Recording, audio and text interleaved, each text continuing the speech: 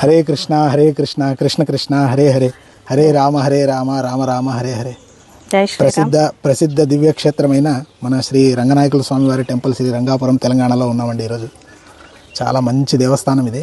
వనపర్తి రాజులు నిర్మించిన ఆలయం ఇది. ఎలా ఉంది రాపద్ద టెంపుల్? బాగుందా? చాలా బాగుంది. రామాయణంలోని చాలా కథలు ఉన్నాయని విన్నాను. ఒక మంచి కథ మా కోసం చెప్తారా మీరు?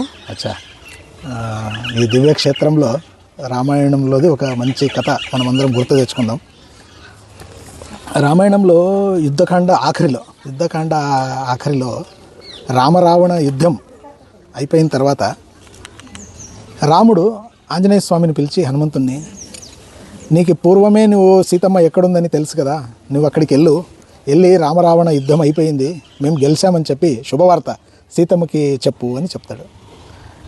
అప్పుడు ఆంజనేయ స్వామి వెంటనే విభీషణుడిది ఆజ్ఞ తీసుకొని అక్కడి నుంచి అశోకవనము శుంశుభా వృక్షం కిందికి వెళ్తాడు.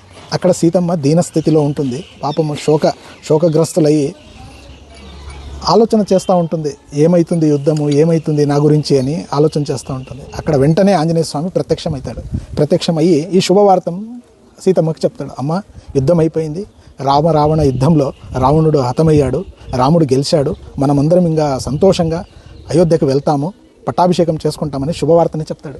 శుభవార్త చెప్పిన వెంటనే సీతమ్మ చాలా ఆనందమవుతుంది సీతమ్మకి. అప్పుడు ఆంజనేయ స్వామి అంటాడు, అమ్మ, పూర్వం కూడా నేను ఇక్కడికి వచ్చినప్పుడు చెట్టు మీద ఉన్నప్పుడు ఈ రాక్షసులందరూ నిన్ను చాలా బాధ పెట్టారమ్మా, ఎంతో బాధ పెట్టారు, నిన్ను ఎంతగో సతాయించారు, నేను చూశాను. నీ ఆజ్ఞ ఒక్కసారి ఉమ్మా, నేను ఈ రాక్షసులందరినీ హతం చేసేస్తాను, ఇక్కడ వాళ్ళనందరినీ సంహరించిన తర్వాత మనము రాముడి దగ్గరికి వెళ్దాము, నీ ఆజ్ఞ నాకు కావాలా తల్లి అని అడుగుతాడు. అప్పుడు సీతమ్మ వెంటనే, వాళ్ళనెందుకు చంపుతావు హనుమంత, వాళ్ళు రాజా ఆజ్ఞని పాలించారు, రాజు ఎలా చెప్పాడో అలా పాలించారు వాళ్ళ ఆజ్ఞ, అంతేగాని వాళ్ళది ఎలాంటి తప్పు లేదు దీంట్లో. పూర్వం జరిగిన ఒక కథని నేను నీకు చెప్తాను విను అని చెప్పి సీతమ్మ ఆంజనేయ స్వామికి ఒక కథ చెప్తుంది. ఆ కథలో ఏమవుతుందంటే, ఒకసారి ఒక పెద్ద పులి వేటగాడిని తరుముకుంటూ వస్తూ ఉంటుంది అడవిలో. వేటగాడు పరిగెత్తుకుంటా ఒక పెద్ద చెట్టు ఎక్కుతాడు. చెట్టు మధ్యలోకి వెళ్ళినప్పుడు పైకి చూస్తాడు, అక్కడ ఒక ఎలుగుబంటు పైన పండుకొని ఉంటుంది. కింద వచ్చి పులి నిలబడుతుంది. ఇప్పుడు సిచ్యువేషన్ ఎలా ఉంటుందంటే, కింద పులి, మధ్యలో వేటగాడు, పైన ఎలగబంటు. వెంటనే పెద్ద పులి ఎలగబంటు కంటుంది, మన ఇద్దరము మృగాలు, మనం అడవిలో ఉండే మృగాలు, వీడు వచ్చేసి మానవుడు, వీడిని కిందికి తోసేసాయి, నేను వీడిని తిని వెళ్ళిపోతాను, నేనేం చెయ్యను అని పులి అంటుంది. అప్పుడు ఎలగబంటు అంటుంది, నేను వాడిని కిందికి తొయ్యలేను, వాడు నా చెట్టెక్కినాడంటే నా ఆశ్రయం తీసుకున్నట్లనే, నా ఇంటికి వచ్చినట్ల వాడిని నేను కిందికి తోసేస్తే ధర్మపాలన ఎలా అవుతుంది, నేను వాడిని కిందికి తొయ్యను అంటది. కొద్దిసేపు అలాగే ఉన్నప్పుడు ఎలగబంటుకి నిద్ర వస్తుంది. అప్పుడు పెద్ద పులి వేటగాడికి చెప్తుంది, నేను వదిలేస్తాను, ఆ ఎలగబంటుని దొబ్బేసే కిందికి, నిన్ను వదిలేస్తాను, నేను ఎలగబంటుని తిని వెళ్ళిపోతాను, నిన్ను వదిలేస్తాను అని అంటుంది. అప్పుడు మానవుడు, ఆ వేటగాడు ఏం చేస్తాడంటే, పైకి ఎక్కి ఆ ఎలగబంటుని దొబ్బేస్తాడు. ఎలగబంటు కింద పడుతూ ఒక కొమ్మను పట్టుకుంటుంది.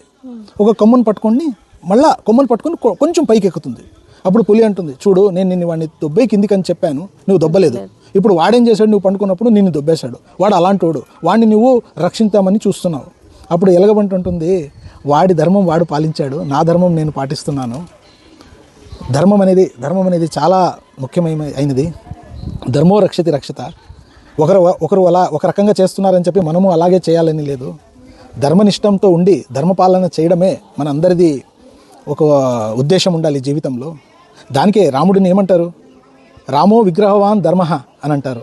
ధర్మం మొత్తంని ఒకసాట తీసుకొచ్చి నిలబెట్టి ఒక మూర్తి చేస్తే అదే రాముడు. ధర్మ సందేహాలు ఏదైనా ఉన్నా కూడా మనకి రామాయణంలో చాలా క్లియర్గా అండర్స్టాండింగ్ అవుతుంది. హోప్ మీకు ఈ కథ నచ్చినట్లు ఉంది రామాయణంది. జై శ్రీరామ్.